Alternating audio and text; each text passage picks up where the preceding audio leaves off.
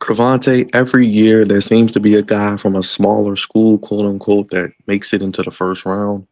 From North Dakota State, we know how good they've been in the past at their conference level. Gray Zabel, another guard that will be gone in round one. Yeah, he has a great shot at being chosen in the first round. He has some versatility. He played right tackle, left guard, and center in college, so there's some versatility. But his arm length is a concern of mine as far as him staying on the outside at the next level. So I see him as being a strictly interior lineman at the next level. Gray Zabel is out of North Dakota State, as I mentioned, is a 6'6", 312 pounds senior Cravante. Remember, he was with Trey Lance. That's how long he's been in school. Wow. Yeah. Wow. So yeah, he was with Trey Lance. Just had to throw that in there. 32-inch arms, as you said, 9.5-inch hands, 9'3" broad jump, 26 reps at 225. 2020, 5 games, COVID. 2021, 11 games as a reserve. 2022, 15 games, 7 starts at left guard, or 7 starts, 1 at left guard, 5 at right tackle. 2023, 15 games, 3 at left guard, 12 at right tackle. And this past year, he was also first team All American as well, where he did play left tackle also, Cravante. How do you see this brother shaking out? Things you like, things you don't like, comp, and where does he go? Um, so I think, like I was saying before, I think he's going to be an interior guy. He moves really well laterally, with being able to mirror his opponents well, and pass protection. Very very smart. Great locker room guy. Just some intangibles to have.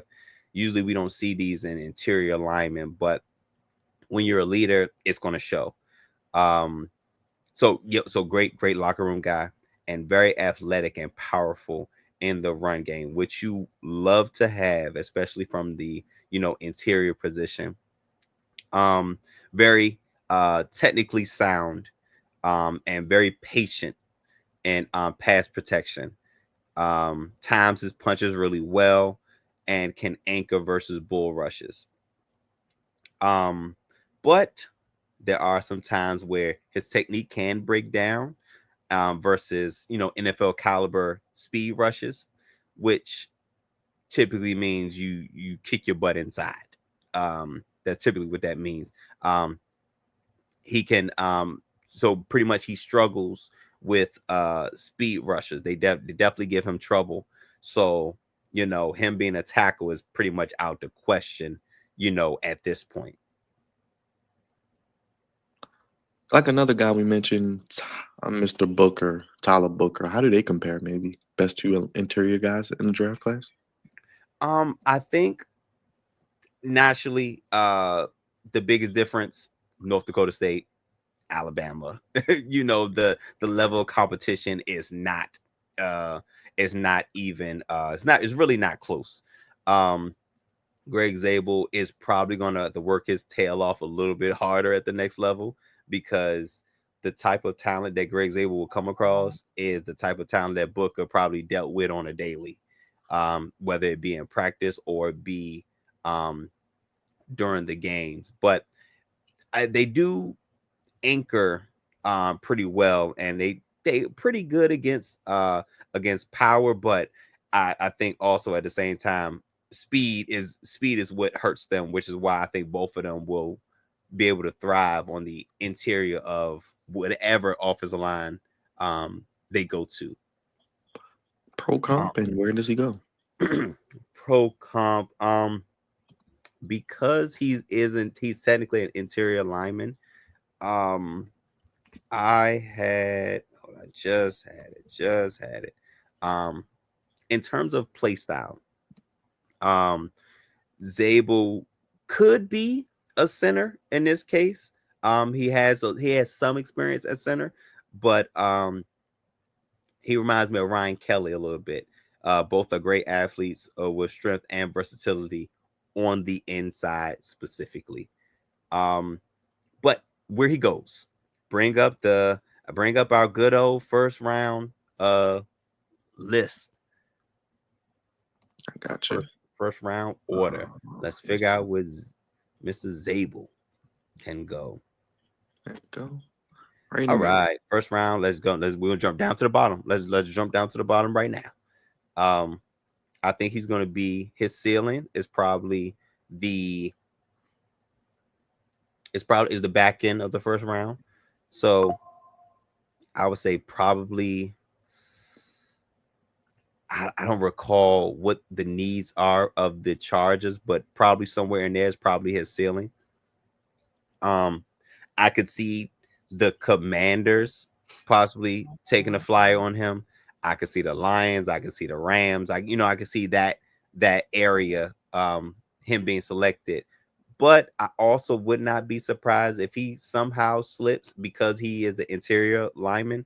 I can see him slipping out of the first round. So if he slips out the first round, he would probably be picked at the top of the second round. So I'll say his floor is the top of the second round, and his ceiling is the bottom portion of the first round.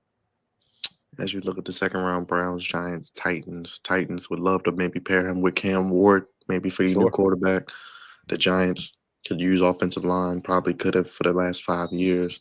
Browns as well. So it'll be interesting to see where he does indeed go on Thursday, Cravante. Any final words for Mr. Zabel and the good people out there? If he goes, he can go to if he goes to a team that already has a solidified anchor on the offensive line, Zabel will thrive as long as he's not the number one person, the number one anchor. If there's already a legit left tackle, or center, or both, and you slide him right in between, a great left tackle and center, Zabel will fit in just fine. I agree, Cravante. And how can the people fit in with the flex zone?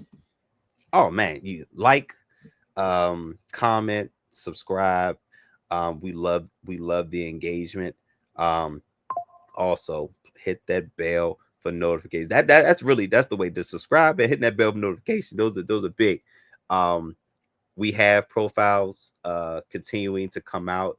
The draft is in a couple of days, so our last couple profiles we're pretty much nearing the end of our profiles, but continue to tap in with us. Let us know what you like. Let us know what you didn't like. Maybe it's something I missed. And maybe who's your favorite team? Who do you think your favorite team is going to choose in the first round? What position? Maybe a player or two. Just we love engaging with our people, and yeah, you'll find something you like. Find something you like. We like being with Cravante with the draft, and we like being with you here on the Flex Zone. And we'll be back with more draft coverage.